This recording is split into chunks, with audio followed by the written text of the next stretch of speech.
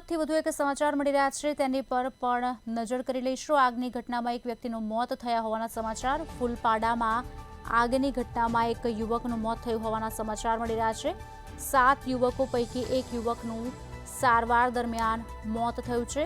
અન્ય એક યુવકની હાલત ગંભીર હોવાનું તબીબે કહ્યું છે। આપને જણાવી દઈએ, આ સમાચાર 5 યુવકોને સામાન્ય ઈજાઓ પહોંચી છે।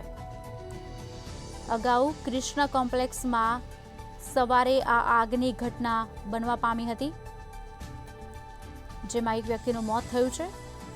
ફૂલપાડામાં આગની ઘટના બની હતી। घटना ये हुआ था सर कि वो जो है गैस लीकेज था। पूरा रात भर में गैस रूम में फैल गया। 7 था रूम में सुतल, 7 में से एक उठा था खाना बनाने। जैसी गैस बारा जो गैस पूरा अंदर में गैस बन गया।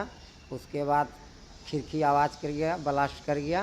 उसके बाद ये लोग अंदर में उनपना के सब थोड़ा जल गया है। हाँ, उसके बाद हम लोग को पता चला तो हम लोग आए बचाव दल के लिए। उसके बाद उसको सिविल में लेकर हम लोग आए हैं।